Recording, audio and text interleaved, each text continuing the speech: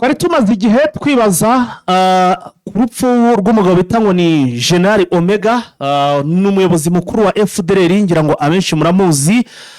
Ni kenshi yagiye abikwa bigaragara ko ngo yaba yarashwe n'intare za Sarambwe ubwo M23 yateguraga ibitero rwose byo kumanuka mu mujyi wa Goma.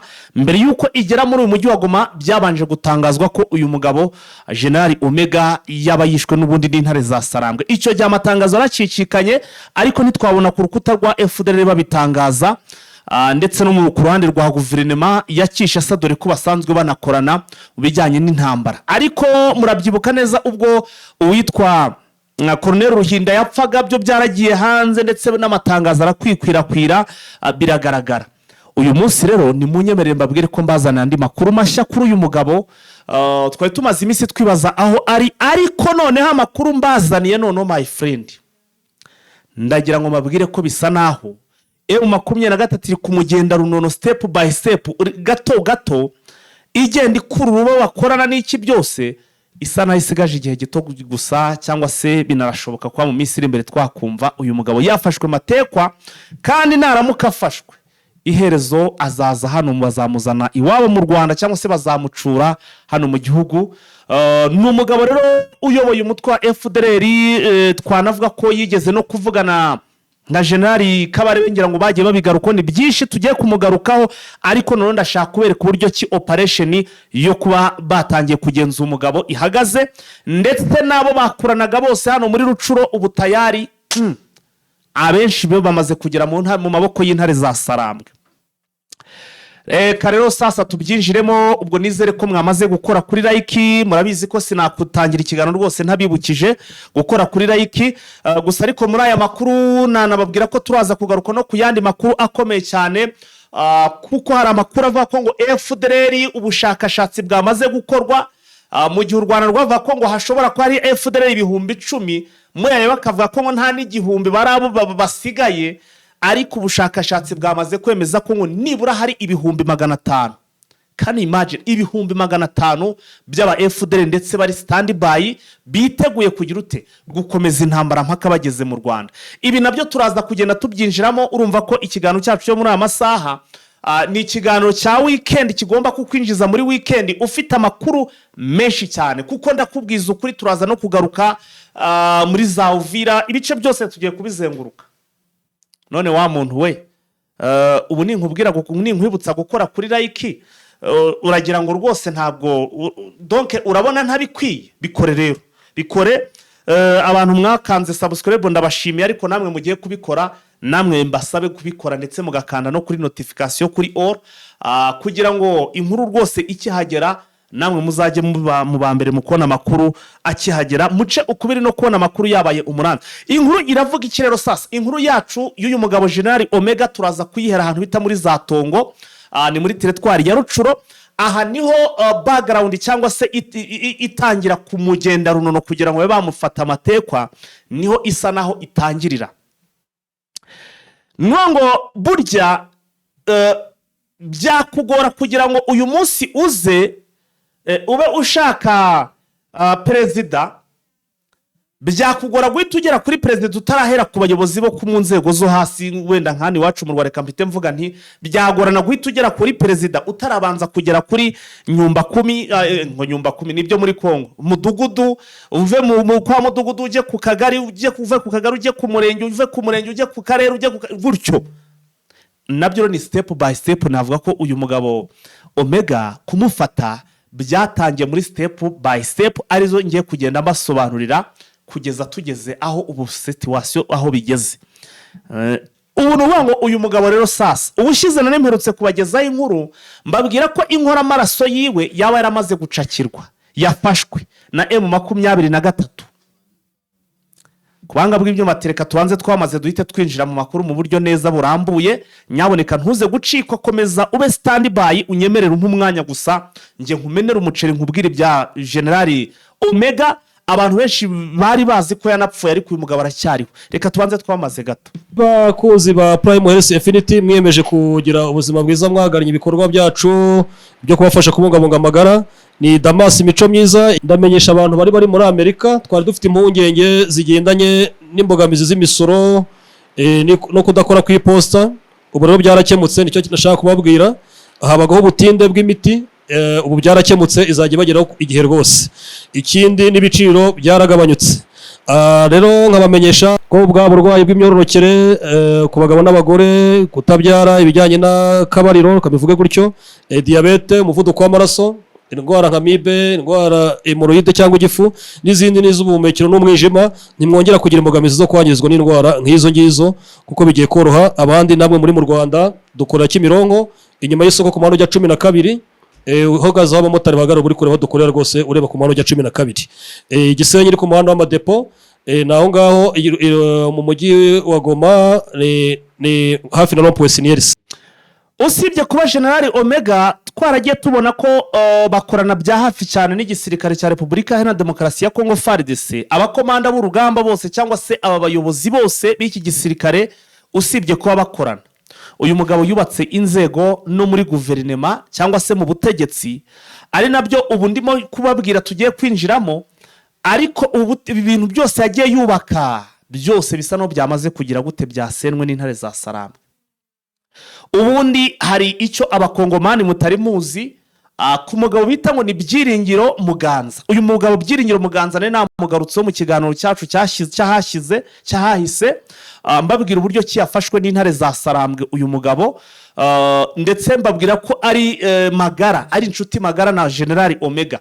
Impamvu ari inshuti magara mugiye kuyimenya muri iki kiganiro, n'ibindi byose muhite munabimenye. Donc muri make ngiye kumena icyo bita ipirawo hasi, ngiye kubishyira hasi byose cyangwa se hanze.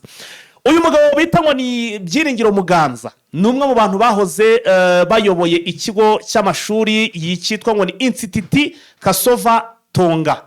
Iki kigo bita ngo ni Institut Kasova Tonga kibarizwa hano muri Rucuro, muri Gorupoma ya Bukombo, Gorupoma ya Tongo. Uyu mugabo rero mbere yuko M23 igera muri ibi bice, mbere yuko M23 donc reka tunahere kera, mbere yuko M23 itangiza urugamba, bakubwira ko uyu mugabo yarasanzwe akorana n'ubundi n'imitwe yitwaje intwaro, irimo n'uyu wa FDLR, irimo icyitwa CMC, ndetse ntibatinya rwose no kugaragaza ko n'iyi mitwe y'ibyihe birimo za Kodeko na za ADF bose ngo barakoranaga. Ariko w'ikintu yakoraga kaboko ke muri iyi mitwe kwari kugenda abasapurayinga abasore. Urumva nk'umuntu ufite ikigo cy'amashuri ukiyobora, afite kuba yavuga ati hano ndabona abana b'ibisore nk'aba ngaba runaka, reka tubajyane mbashyire mu gisirikare banyihera amafaranga, akazajya sapurayinga ibyo bigo, iyo mitwe yitwaje intwara abasore baba barokuye hanze ndetse n'abakoye muri icyo kigo, akabajyana hehe mu gisirikare cy'iyi mitwe, akabohereza muri iyi mitwe bakamwihera ifaranga. Uyu mugabo araryoherwa, agera igihe inshuti magara na FDLR, kuko kuba abo basore wenda muzanebona abasore bahari igihe bazajya batangaza ati wenda uriya niwe wadutanze n'iki. Ntekereza ko makuru ni muyakurikirana M23 barayafite. Noneho rero uyu mugabo aragenda kundwa na General Omega, babasoma mbike ku buryo banahuraga bagasangira n'iki byose. Ubwo urugamba rwatangiraga, uyu mugabo wenda tutarakomeza Kinshasa, ubutegetsi bwa Kinshasa, kuko intambara ntabwo ari yakabaye, ariko akazajya sapurayinga abasore muri iriya mitwe, byageze aho ngo banaramufunga. Kinshasa baramufunga, ubutegetsi buramufunga, ariko bugeze nyuma buramufungura, bigeranye n'urumva akoranaga n'imitwe n'umuntu wari umaze gukomera, ndetse ahita anasubizwa kuri aka kazi ke, kuko urumva kakoreragamo ibintu byinshi, kavugagamo ibintu byinshi bigiye bitandukanye. Bigeze nyuma rero uyu mugabo, ubwo M23 yageraga muri ibi bice, ndagenda neza kugira ntagira akantu na kamwe ntaruka. Bigeze ubwo M23 yageraga muri ibi bice, uyu mugabo bita ngo ni Byiringiro Muganza nawe yarahunze, ahungana na FDLR, bahungira ahantu bita za Bambo murabizi nibyo hari na za Kazaroho, niho hantu hari ubwihisho bukomeye cyane, kuko murabizi hari ahantu bita ngo ni za Paris, harimo ubuvumo, ari nabwo ubu tuvugana witwa General Omega rwose, kugira ngo uzamusangemo mufukuremo biragoranye na n'ubu ngubu. Ibaze ko tuvuga ngo M23 Rucuro irimo kuyikontorora, ariko kugera aho muri Bambo, muri ako gace kitwa ngo ni Paris, muri za Kazaroho, byabaye ikibazo gikomeye cyane. Uyu mugabo rero nawe ubwo yarahunze, ariko baguma muri bya bindi bya turasubirayo. umuryango we awusiga ahangaha. Impamvu garutse ku muryango we muze kuyibika ahantu ndaje mbibabwire, maraje mwumve uko byagenze. Ikigo cya Institut Sovatonga kibaho nta muyobozi. Ngira ngo namaze gushyira n'amaretere muri groupe yacu yanditswe kuri ibi bintu, nazije kugenda mbishyiraho ni inyandiko zagiye hanze. Babonye byanze nibwo bahise bavuga bati reka dushake none ugomba gusimbura uriya mugabo, ikigo kigire gute, ikigo gikomeze kuyoborwa. Uwitwa ngo ni suprovide rero ngo ni ababakuriye ibigo by'amashuri muri zone bwo hari muri Kivu y'Amajyaruguru, arangije afata imwe icyemezo ahita nyine buriye ubwo aravuga ati reka dushyire hundi. Babimitse uwitwa ngo ni Basema Christian.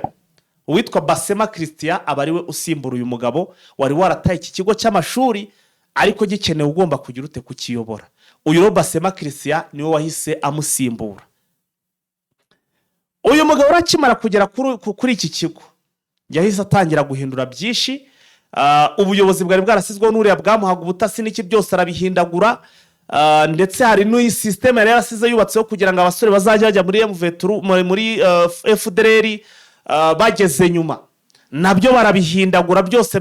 Donc icyama cya FDLR basigara nta kintu bariho, uriya mutwe nta kintu na kimwe bafite. Babonye rero nta kintu na kimwe bafite basigaranye, uyu mugabo nawe yatangiye kuba useless ku buryo uyu Byiringiro Muganza uwitwa General Omega yaratangiye kugenda amwipakurura, yewe nabitwa badomi kuko ngo bari basigaye bagendana nawe muri iyi ntambara ya M23 abaha abasore n'iki byose, batangira kugenda bamwipakurura mu shamba. Bona batangiye kugenda bamufata nk'umuntu usanzwe, muri make ibintu birahinduka. Abonye bihindutse rero ngo nibwo yahise afata telefone yiwe. Murabizi ko ntago yabura telefone zirakora neza. Ahamagara witwa ngo ni Basema Christian, aramubwira ati wowe ukansimbura ku buyobozi bw'ikigo. Abaterabwoba abateroriste ba M23 banyirukane mu kigo, batinyuke batwirukana ahantu, weho uhita ukabuhita uyobora. Amwandikira iretere imumenyesha ko mu kwezi kumwe kutari burangire ari buze kuba yagize ate, ari buze kuba yapfuye. Uyu Basema Christian abonye ko abyandikiwe n'uyu mugabo kandi ari umugabo ukorana na FDL n'iki byose, icyo yahise akora nta kindi, yahise urupapuro rujyana kwa chef de groupement. Abayobozi bose baraterana hariya ndetse n'icyama cya M23 barabibona. Babibona ko yatangaje rwose ko aramugubanya. Babonye rero bimeze gutyo, ikintu bahise bakorana kimwe. Baravuze ati mwihorere ntacyo azagutwara. Uyu mugabo rabonye arabyirengagiza, ariko haciye iminsi urumva ari yamaze gutanga gusa ruwishinganisha. Hashize iminsi uyu mugabo bitango ngo ni Byiringiro Muganza ahita asaba Omega ko yamufasha bakica uyu mugabo wamusizigariye ku nshingano, kuko ngo hari n'ibindi byinshi byagafashije icyama cya FDLR yarimo kugenda arahagarika. General Omega ahita ategeka ko uyu musore bamufata, uyu mugabo wari uyoboye iki kigo bitango ni Basema Christian afatwa akazanwa ikitaraganywa bakamwica. Mbaza ngo yategeretse ndi. Amakuru naje kumenya nuko hano muri iyi zone hano muri Rucuro ndetse yewe na Masisi na Nyiragongo yewe na doke muri Kivu y'Amajyaruguru, FDLR zose zihagarariwe na General Omega, ariko umwungirije ari we navuga ngo ubu uri kugenzura byose n'ama operation. Uyu yitwa ngo ni uyu mugabo namaze kumenya amazina ye, yitwa Charles. Ni Charles niwe uyoboye izi FDLR. Ubwo abantu mubikurikirane neza mutagerana ngo ni ibintu ngomba nagingira, ni namakuru aririyo.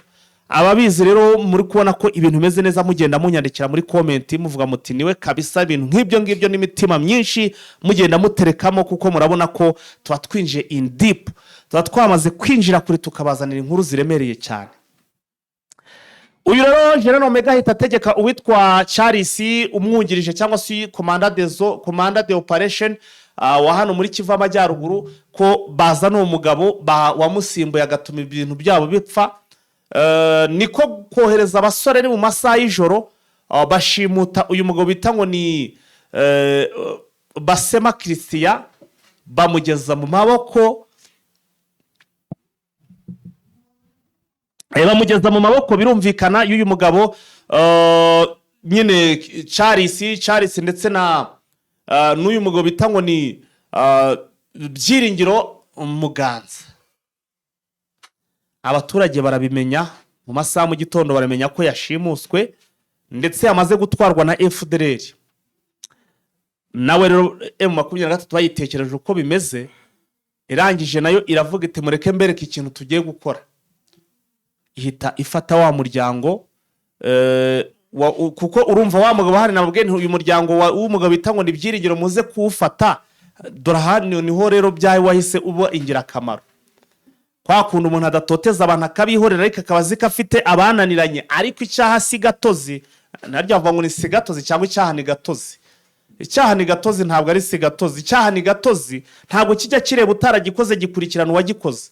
Rero iyo slogan avuga ko ari nayo M23 bari kugenderaho. Abana be n'umuryango murabizi ko hano mu Rwanda n'ubundi abana ba Omega bariga bameze neza nta kibazo, ariko Omega nta munsi abatategura ibitero ku Rwanda. Rero M23 ntabwo umugore n'abana ntacyo bitubwiye, ariko uwo mugabo wagiye gukorana na FDLR azaza yisobanure ndetse habeho no kwicuza. Ariko bitaravuze ko yiripotinze hari icyo yaba ntabivuga ndakumva ngo bamuca umutwe. Biragaragara ko FDLR wenda zimugazi tuzibeshe bazaguca umutwe, ariko ndahamya neza ntashidikanya karamutsa niripotinze ntacyo bamutwara usibye nyine kakubwo bako ntikabura. Hanyuma rero M23 irangije ijya kureba wa mudamu wa mugabo washimutishije aba bagabo. Uwo ni Byiringiro Muganza washimutishije uyu wari waramusimbuye ku kazi ko kuyobora cya kigo bita ngo ni Institut Kasova Tonga. Abantu benshi mwakizeho munyandikire rwose n'imitima, ndabizi ko bamudukurikiye aho uri mu kubite rwose za like nyinshi cyane munavuga uti kabisa urimo neza. So hanyuma bamaze rero M23 iragenda ihita ifata abasirikare, ifata mu by'ukuri abasirikare batari bake bajya kuzenguruka rwa rugo rwa wa mugabo. Babwira umugore ko nta hantu yemeye kujya. Barangije babwira uyu mugabo ko uyu Muganza uyu ni Byiringiro Muganza wari washimutishe mugenzi we bita ngo ni Basema Christian. Uwo Basema Christian aragira muka bamuriye n'ikinyunguti, bamuriye n'urwara n'iki byose. Umuryango we turahera ku muto tugeze ku mugore, amazu yawe turayatwika hongera haba amatongo, dushaka umuntu nyine ugomba kuhatura uzabagirirwa ubuntu azahatura. Umugabo yumvisha abana n'umugore ubwo babura mutaha. Uwo yari yasabiye ibihano birangira avuze ati mumureke atahe. Nguko rero uko uyu mugabo bitaho ni Basema Christian yatashe, ariko uwitwa Byiringiro Muganza yari yamaze kumugambanira. Amwe mu makuru mfite nuko uyu mugabo byaje kurangira bageze gute bamufashe nawe. Niyo makuru mfite. Ubu rero ngo arimo aragenda n'ubu ngubu ama operation uko ameze, ngo barimo kugenda bafata abantu benshi bakorana na FDLR hara muri biriya bice bigendanye n'amakuru nyine bari guhabwa n'ubundi n'uyu mugabo bita ngo ni Byiringiro Muganza wamaze gucakirwa n'intare za Sarambwe. Hani ibindi ndibuze kuvuga kuri inkuru bunanagiye, ubwo ngize ibindi njya kuvuga naba ngiye kuvuga n'ibitari ngombwa ko mvuga. Reka ubwo twinjire mu yindi nkuru iremereye cyane. Iyi nkuru mvuga ngo tugiye kwinjiramo nkanavuga ngo ngiraremereye cyane. Iremejwe n'iki? Iremejwe nuko ari muri ba bagabo bari bamaze iminsi bari gusaba Neva, bari gushimira Neva ko ngo yabarinze rwose ngo arinde abanyamurenge n'ibindi byinshi bigiye bitandukanye. Ubu rero amakuru mfite ngira ngo mbumvishe nuko hari umwe mu bagabo bagize iri tsinda ryagiye hariya wamaze kugira ute, wamaze gufungwa nyuma yuko biketswe ko ngo ashobora kuba yarari hariya mu rwego rw'ubutasi no kumenya byinshi bigiye bitandukanye. Uyu rero reka tumushyire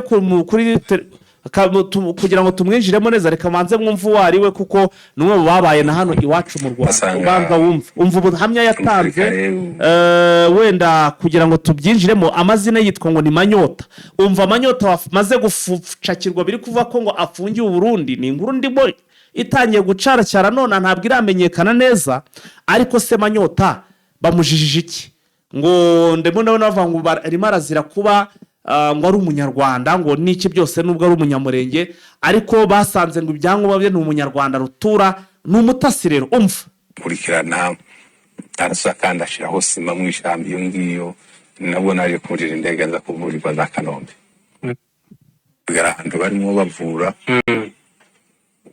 nuko basanga umusirikare witwa ngo ni haje abakiga yari umudokiteri yaravuye no gukora yitwaga Oze yaravuye no gukora masters muri South Africa anyitaho cyane nashize nsanga hariho abantu dukundi nk'umunani hariho abo bita ba doctor bo mu gisirikare bariko bagerageza kuvura ariko yarandebye ngo arebe situation nari ndimwe ahita nyakira arafunga imitsi kuko yaravaga cyane bukeye bwaho yaje no kumukurikirana arasa kandi ashiraho sima mu ishambi iyo ngiyo nabwo naje kurira indege nza kuvurirwa za Kanombe i Rwanda ariko naje guhurira ni inkomere nyinshi zivuye aho ngaho twebwe uwo munsi twarashwe turabanjije na 50 tuza guhura n'abavuye za Pepa dusanga n'izindi inkomere zo muri 94 zo muri 97 ubuvuzi bwabo buba hasi cyane kubera inkomere zari zarabaye nyinshi tunabasha kuvurwa kuko bikwiriye ariko ababyeyi baje kunsura tuza kuhava tuja mu Ruhengeri nibo nagerageje ngo kuvurwa mwamwumvishe ntabwo ndibuze gutinda cyangwa se kumuvugaho byinshi cyane mu makuru mbazaniye rero muri amasaha ndimo ndagenda ngeraho biravuga ko ngo uyu mugabo ari muri babandi twari twanabagejeho kuri rukuta rwacu rwa X nkurira hari bavugaga ko ngo baba baragiye ntabwo bavugaga nabagiye gushimira ndetse biri narahari biri official bashimiye Geneva ko ngo bamushimira cyane ko ngo igisirikare cyabo cya Kongo cy'u Burundi ngo kiri kurinda abanyamurenge hariya imurenge aho avuga ko ngo ari mu bavuze ko u Rwanda ngo rwateguye genocide ku banyamurenge Kongo Burundi rero ngo bahagurukira kuyirwanya akavuga ko kugeza ubu ngo abaturage babaye neza muri za Minembwe kubera iki gisirikare cy'u Burundi uyu mugabo byaje kurangira rwose ngo bitagenze neza kuko bamufunze nyuma yuko avuze ko mu Rwanda n'iki byose ari nko mu rugo n'ibiki hari ibyo burari yarabakinze ni amakuru arimo kugenda avugwa muri iyi mihanda muri aya masaha so turaza kumenya rero ngo ese uyu Manyota ibyo bimeze bite ntuze gucikwa rero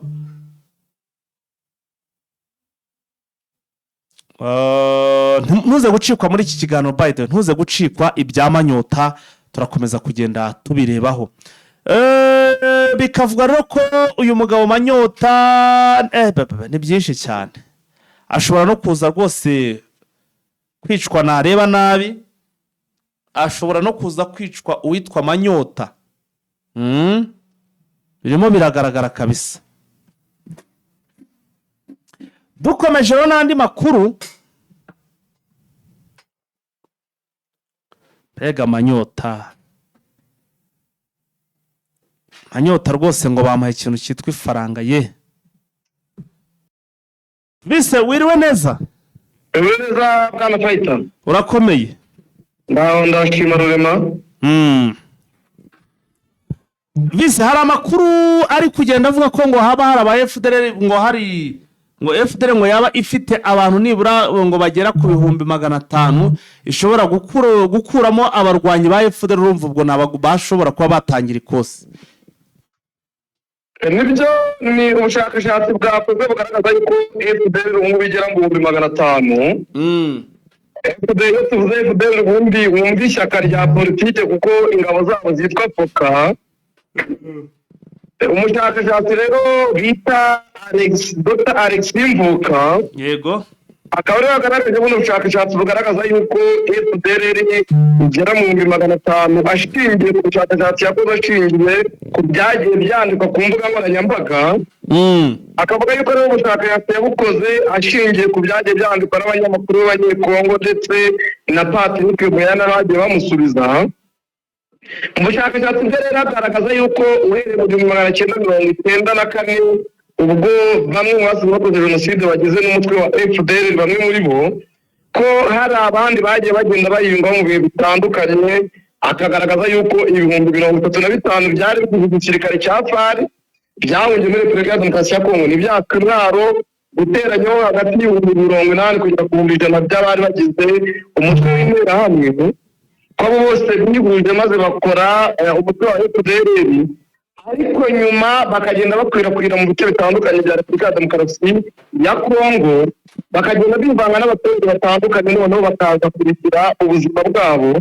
Akagaragaza yuko batuye mu bice bitandukanye bya Kivu y'Amajyaruguru ndetse na Kivu y'Amajyepfo, harimo Katare, Kigomba, Mugunga, Karehe, Nyanende ndetse na Kamanyura.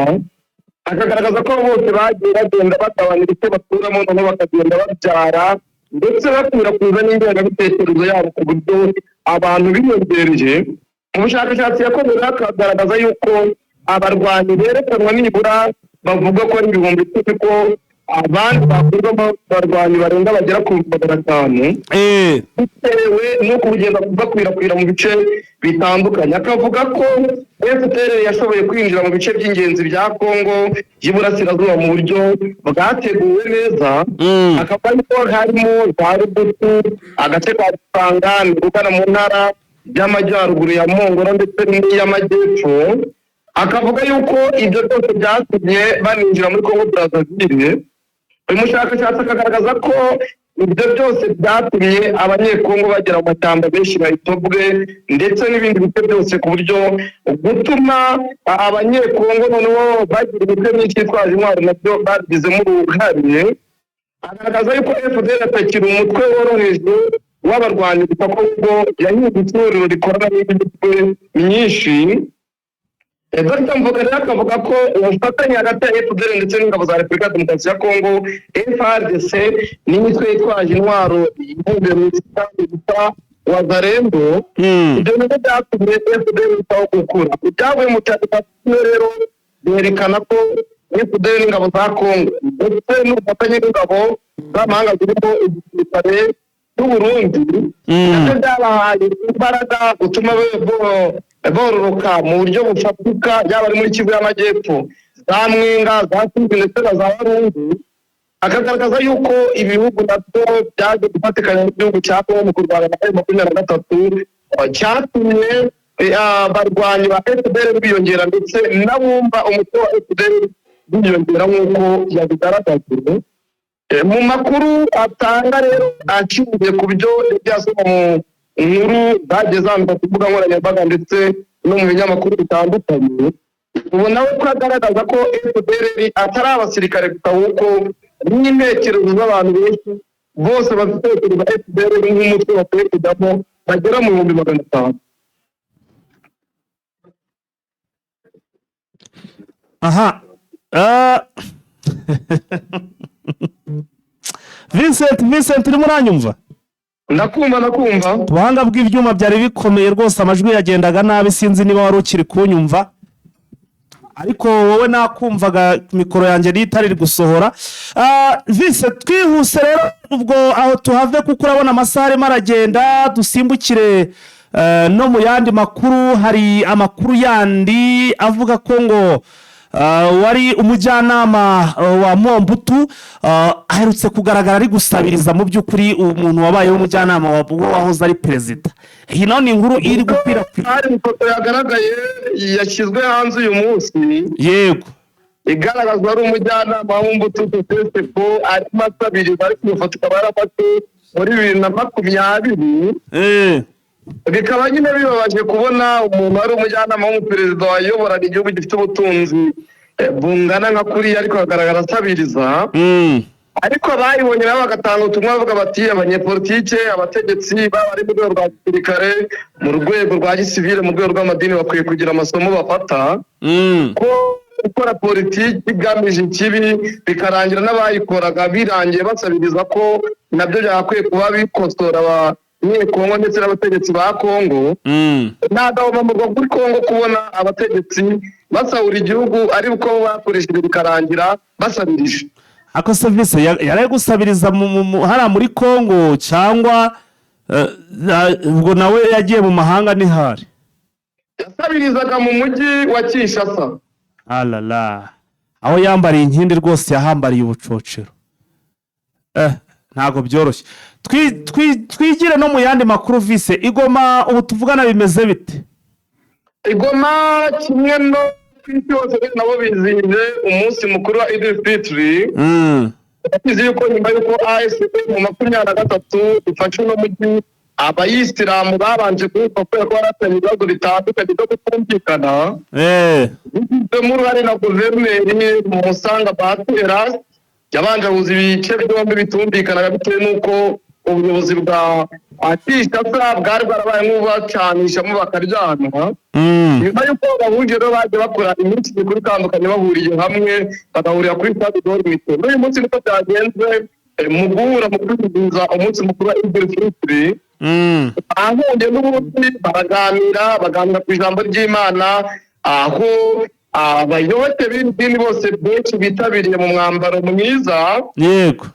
Ndetse ibi birori bikaba byitabiriwe n'umuhuzabikorwa wa AFM 23 Corneille Berua. Yego. Ari kumwe n'umuhuzabikorwa wungirije Bertrand Bisimwa yambaye umwenda uranga abayisilamu, ingofero ndetse n'ikanzu. Ari kumwe na guverineri wungirije wa AFM 23 muri Kivu y'Amajyaruguru Manzi, nawe yambaye umwenda w'abayisilamu ukunda kubaranga ingofero ndetse n'ikanzu, n'abandi bafite inshingano muri AFM 23.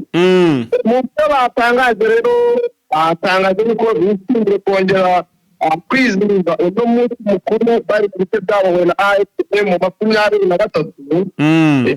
Atangaza yuko rero abaturage bakomeje kumurikirwa na AFM 23 kandi babona yuko ari icyizere cy'ubuzima bwabo kandi n'umutekano urambye. Nanga rero we na Bertrand Simwe bakavuga yuko bashimye uburyo abayisilamu bakomeza kwitwara ndetse n'uko bakomeje kubaha amabwiriza no gufatanya n'abandi mu kubaha ibice byabo na AFM 23. Akavuga yuko n'ihuriro ayoboye kandi nifuza yuko abaturage babohorwa mu buryo bw'ubukene bakabohorwamo mu buryo bw'ubukene ndetse n'ubundi bakabana bakajyana kugira ngo bagere ku mibereho myiza ibahesha icyubahiro mu bice barimo nk'uko yabitangaje. Abaturage bamwe bagiye batangaza yuko bishimiye ibyo byose rero bagiye bagezwaho na AFM 23 kubahuza n'abantu bari barabanje gutwana kubera imiyoborere mibi yari iri muri Isilamu ishingiye ku miyoborere mibi yari yaravuye ku buyobozi bw'intara ya Kivu y'Amajyaruguru ya Kinshasa. Abaturage bakavuga yuko rero ibyo nabyo biba icyizere cy'ubuzima bwiza hazaza nyuma y'uko AFM 23 bigeze kuri Bahati Musanga Erasto ahuje ubuyobozi bwa Isilamu mwa kino gice cyari kimaze kuyoborwa na AFM 23 bakabasha kunga ubumwe n'ubumwe bakaba bakoze umunsi mukuru bwa kabiri bw'ingenzi nyuma y'uko bari baratwanye. Aha vise agatorwa hari icyo yaba yongeye ngo gutangaza ku bigendanye mu by'ukuri n'ifungwa ry'umupaka. Agatorwa turabizi yuko n'umunyepolitiki utavuga rumwe n'ubutegetsi bwa CNDD-FDD mu gihugu cy'u Burundi yongeye kugira icyo atangaza nyuma y'uko agaragaje yuko ingabo z'u Burundi kuba zaragiye muri Repubulika ya Demokarasi ya Kongo bitari bikenewe. Avuga yuko rero Burundi gufata icyemezo bagafunga umupaka ubahuza n'u Rwanda ari icyemezo perezida yafata mu buryo budakwiye. Mu kiganiro yagiranye n'umwe mu banyamakuru bakorera mwa kino gihugu cy'u Burundi akavuga yuko agaya ibyemezo byafashwe na perezida yabifatiye mu gufunga umupaka ku butaka, ariko mu kirere indege zikaba zikora Rwanda ikabijya mu Burundi amanywa n'ijoro. Akavuga yuko icyo cyemezo cyaje guhemukira abaturage badafite amikoro. Agasaba yuko ibyo u Rwanda rushinjwa n'Uburundi ndetse n'icyo u Rwanda rushinjwa Uburundi bagakwiye kuba bitema bakabiganira ariko imipaka igafungurwa. mu magambo ye bwite akavuga yuko Uburundi butinda Repubulika y'u Rwanda gushyigikira ubutware gutabara u Rwanda rwo rugashinga Uburundi gushyigikira umutwe wa FDL. Akavuga ati buri ruhande rufite icyo rushinja urundi, ati birakwiye yuko mwakicara mukaganira ibibazo bigakemuka abaturage bagahahirana. Ahari ikibazo gikomeye hari hagati y'Uburundi ndetse na Kongo, ariko imipaka niyo gufungwa. Ati niba itarafunze rero gukora kandi hari ibibazo bikomeye n'ubana imipaka duhana imbibi n'Uburundi yarakwiye kwifunguka, noneho abaturage bagahahirana kuko rubanda rugufi aribo bahabarira n'uko gatorwa bigaragaje. Akavuga yuko Evariste Ndayishimiye gufunga umupaka bitari mu nyungu z'abaturage bose. Vince, dukomeje watubwira muri Iraq nibi bagifashe bite muri aya masaha? Iran ndetse na Leta Zunze Ubumwe za Amerika na Israel n'ibintu bikomeje kuba bibi. Umutwe udasanzwe w'ingabo za Iran yavuze ko ijoro ryakeye baratsinze intambara ya Leta Zunze Ubumwe za Amerika yo mu bwoko bwa F-35. Mu itangazo rero uyu mutwe washyize hanze ryavuze yuko barashe iyi ndege mu gihe barimo bahangana n'ibitero bya Leta Zunze Ubumwe za Amerika nk'uko babivuze. Umuvugizi w'ingabo za Amerika rero mu burasirazuba bwo hagati Captain Tim Mattis agatangaza ko umupilote wari utwaye indege yabashije kurokoka akayigwica neza nubwo yari yaraswe n'aba ngaba bo muri Irani nk'uko babitangaza. Ikindi kigaragara ni uko uruganda rutunganya ibikomoka kuri peteroli byo muri Kuwait n'ubundi byirasiwe n'ibitero bya drone byaraswe n'igisirikare cya Irani. Ibi ngibi n'ubundi bikaba byakozwe nyuma y'uko hari ibitero byaturutse muri Israel byibasira South Sudan yo muri Irani, noneho Irani ikavuga ko nayo bizihorera. Ariko ibihugu bitandukanye bigera kuri 200 bikaba byatangaje bivuga ko byamagana ibyakozwe na Irani, ko Irani yongera kubarashaho bazinjira mu ntambara ku buryo butesuye. Urabizi yuko twatangirira tugaragaza yuko bino bihugu ari ugusohora itangazo by'isina bidashobora kwinjira mu ntambara. N'ubundi ibyo byatangaje byongeye kwamagana ibitero, ariko nta bitero byigeze bisaba kuri Irani.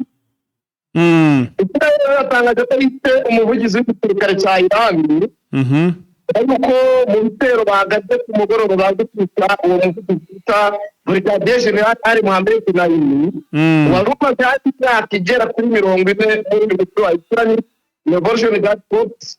Akaba yari amaze imyaka 2 ari umuvugizi w'iki gisirikare nk'uko byatangajwe n'igihugu cya Israel, kikaba ariko cyamuhitanye kubera yuko nawe ari mu bagizi ba nabi Iran ikunda gukoresha kugaba ibitero mu bice bitandukanye. Abasirikare ba Denmark nabo bakaba bajyanywe n'indege ya Greenland muri Greenland bavuga yuko bagiye gucunga umutekano, ariko bikagaragara yuko Leta Zunze Ubumwe za Amerika zari zashatse kwibasira kino gice. Denmark iratangaza yuko iyo Amerika iramutse yarashe nayo yari kurasa ku birindiro bya Amerika biri mu bice bitandukanye. Israel nayo binyuze kuri Benjamin Netanyahu akaba yatangaje ko adashobora gutora intambara kuri Amerika, atuma Amerika ijya mu ntambara n'ibihugu bitandukanye. Muri kiganiro n'igiterane ya Israel Benjamin Netanyahu yagiranye n'abanyamakuru ku mugoroba kuri uyu wa kane, agaragaza ko igihugu cye kitashoye Amerika mu ntambara na Irani. Netanyahu rero agatangaza ko ibintu byakozwe ari uburyo bwo kwirinda ku bihugu byombi.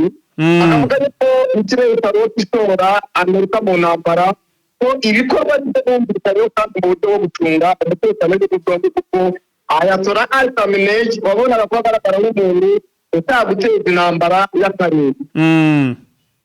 Dusimbukiye muri Korea y'Amajyaruguru, hagaragaye rero imodoka y'Igifaru irimo umukobwa wa Kim Jong-un ayitwaye, bikavuga ko ashobora kuba ari kwitoza gutwara imodoka cyangwa intwaro za gisirikare. Yego, kugira ngo naramuka asimbuye se azaba ari umurwanyi nk'uko byagaragaye. Idris Filipin naho muri Iran yizihijwe ndetse no mu bindi bihugu bitandukanye. Abantu bo muri Iran bakavuga yuko bari biteze ko bashobora kuraswa n'ibihugu bitandukanye bidashyigikiye Iran, kubera yuko Iran yari yashyize ibitero bikomeye kuri Kowete ariko amakuru tubona nuko kugeza nta kintu gito cyari cyongera kuhagapa nk'uko abantu baturage babitekereza. aha bisa ubwo rero twagushimira cyane. Urakoze cyane nawe. Rero amakuru yacu tuyahinira aha tuze gusubira mu yandi masaha n'andi makuru ari buze kubagezwamo. Komeze munogerwe n'ibiganiro byacu turabakunda cyane cyane.